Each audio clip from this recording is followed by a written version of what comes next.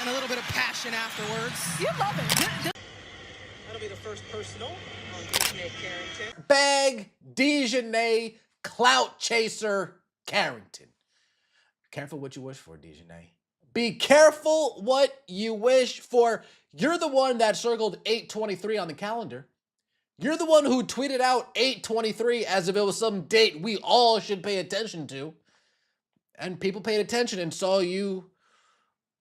Ooh, you had a bad game. If you thought the tension ended after last week's explosive moment involving Sophie, think again. The second Sophie stepped off the floor, DiJonai Carrington appeared to send a brutal message with a deliberate shoulder bump into Caitlin Clark. Was it payback, a mind game, or something more personal? DJ eventually broke her silence, and what happened next left the entire arena stunned.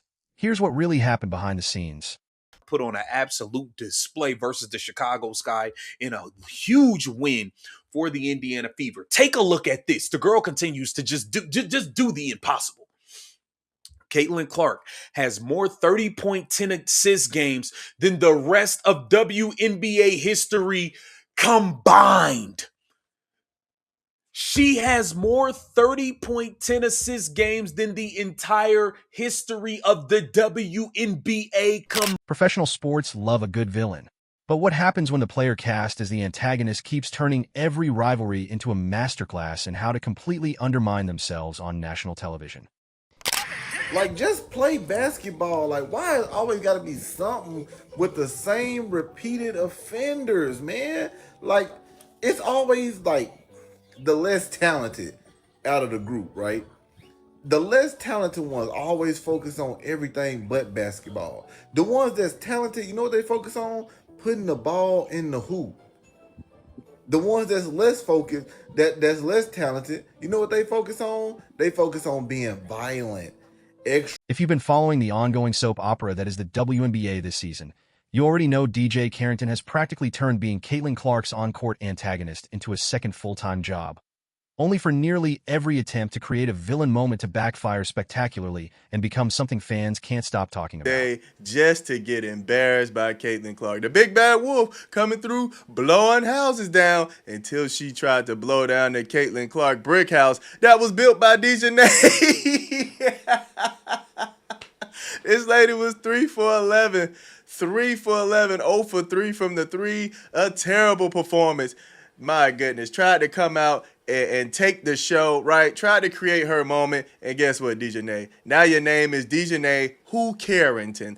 The entire saga reached a whole new level of absurdity after that infamous altercation a couple of weeks ago, when DiJonai Carrington was ejected from a high-stakes game after committing a flagrant 2 foul on Sophie Cunningham.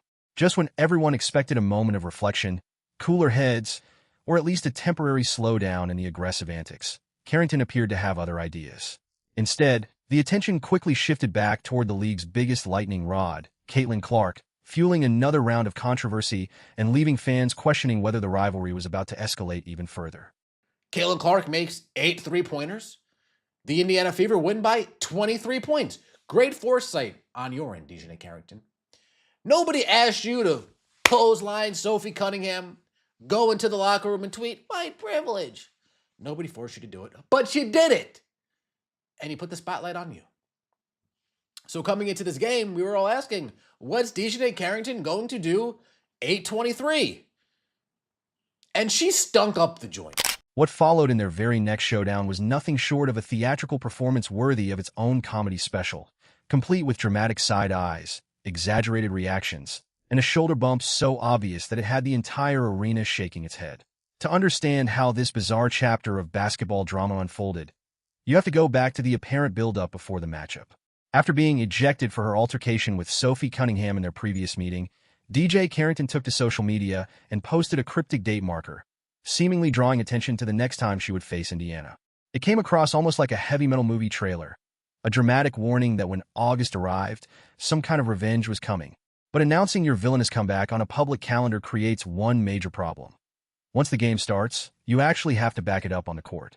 Instead of looking completely focused, Carrington became involved in a series of heated moments and dramatic exchanges, while Caitlin Clark appeared far more interested in simply getting ready to play and letting her basketball do the talking. Care about basketball anymore. I don't care about basketball. The only thing that I care about is, can I go and clip farm on Caitlin Clark? Like, the second she checked into the game and does that, we're like, here goes DiJonai. And then the next possession was this shit. She tries to start shit with Caitlin. Caitlin's just like... The moment the game got underway, the intensity was obvious, but the tone was set almost immediately by how completely unfazed Caitlin appeared to be by the attention coming her way. During the second quarter, with Indiana holding a razor-thin lead, DiJonai Carrington was called for a defensive foul after trying to cut off a drive. Instead of simply getting back into position or regrouping with her teammates, Carrington appeared to turn the moment into a dramatic display in front of official Charles Watson. She threw her arms around and exaggeratedly leaned her head and shoulders backward, seemingly trying to convince the officials and everyone watching that Caitlin had just staged an Oscar-worthy flop to draw the whistle. Then, roughly 40 seconds later, Clark received the ball on the perimeter, created space with her trademark step back, rose over Carrington's outstretched hand, and knocked down a smooth three-pointer. As the shot dropped to break the tie, the frustration appeared to spill over. While Clark turned to run back on defense, Carrington moved across her path and made what looked like a deliberate shoulder bump. It was a small but highly visible physical exchange that instantly became another talking point, especially coming moments after Clark had just scored over her. Getting used to play on the court as a rookie, but she brings a defensive mentality. That'll be the first Poking the bear. Look at her. Once again, trying to create her moment. Look at her. Why you keep acting like I'm fouling you? Look, and then she's all in the ref face, spitting on him. Look at this. Somebody give her the t-shirt, man. Give her the tech. Give her the tech. Look at this. I'm not doing anything. I'm just guarding up. Okay. You want the smoke? Caitlin gonna give it to you. You want the smoke? She's gonna give it to you, man. Look, turn around, jump her in the eyeballs, Visine. The funniest part of the entire interaction, however, was Caitlin's reaction to the bump. Instead of falling to the floor, starting an argument, or calling for a technical foul, Clark simply sidestepped the contact, raised one hand, and waved Carrington away as if she were dealing with a minor inconvenience. While the internet quickly erupted with clips of the shoulder bump and the footage racked up attention, the contrast between the two players became impossible to miss. One player appeared eager to create a physical confrontation, while the targeted superstar seemed almost completely unfazed by it. And that has become a recurring theme in this rivalry. Whenever Carrington appears to try to rattle Clark through physical play, verbal exchanges, or social media moments, Clark keeps answering with her performance on the court. The more attention the confrontation receives, the more it highlights the difference between trying to get under someone's skin and simply letting your basketball do the talking. Meanwhile, the scoreboard tells a very different story. Stephanie White telling us that Kelsey Mitchell gets shots for herself, but her gravity as well creates shots for others. Wow, the sky needed that one. Caitlin Clark off the dribble, cold-blooded.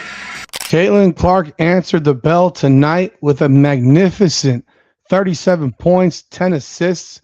She knocks down a career-high 8 threes, goes 8 for 12 from three-point range, was on an absolute heater tonight. You can't say enough about how she played tonight. The Fever win 113-90 over Chicago. While DiJonai Carrington was busy picking up fouls, disputing calls, and getting involved in physical exchanges, Caitlin Clark went on to deliver one of the most dominant performances of her professional career. In 32 minutes on the floor, Clark attacked the perimeter defense with incredible efficiency, knocking down 8 three-pointers, scoring 37 points, and dishing out 10 assists. She turned the arena into her own shooting showcase, connecting from well beyond the arc while the defense struggled to contain her. The irony became even greater when the final result revealed what the game meant for both teams moving forward.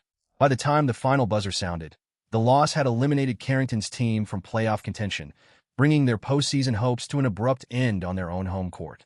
The very matchup that had been framed as a revenge opportunity following the Sophie Cunningham incident ultimately became the game that officially ended her team's competitive season.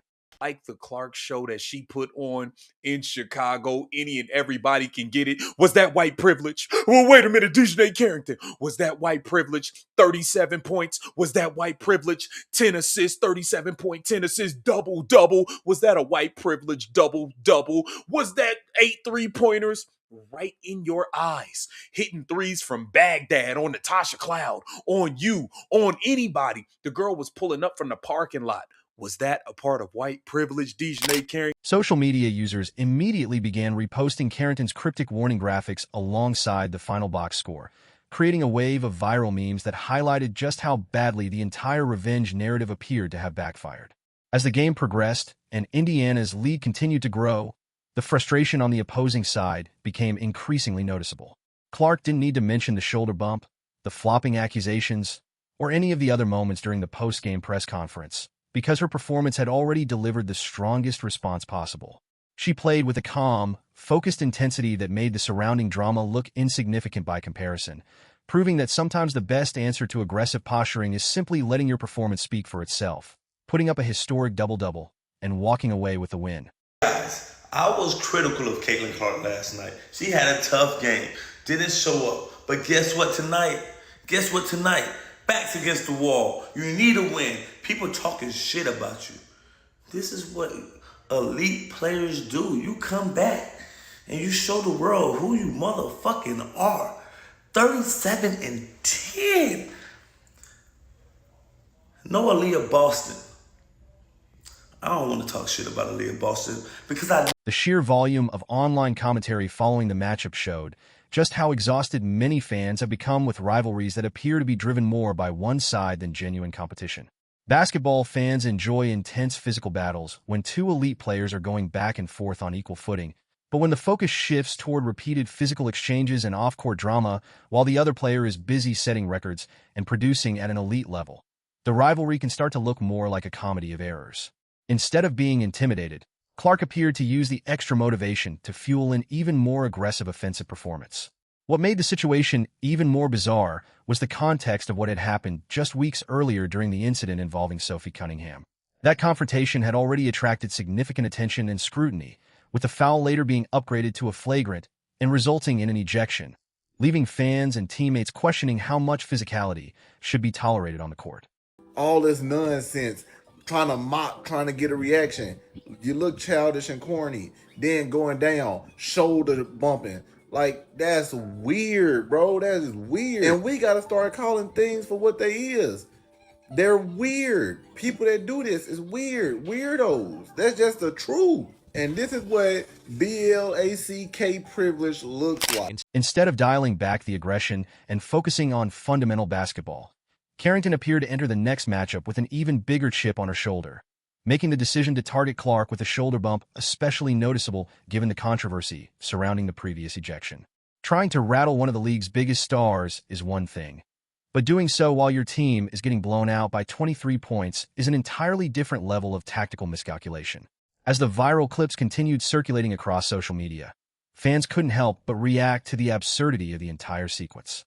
What was supposed to be a high-stakes revenge matchup quickly turned into a series of moments that overshadowed the actual basketball, showing how attempts to play mind games against elite competitors can easily backfire on a national stage. In the end, the drama that was supposed to settle a score ended up changing nothing except the playoff picture, leaving Carrington's team outside the postseason while Clark walked away with another record-setting performance, a dominant victory, and her reputation as one of the league's most composed scorers firmly intact.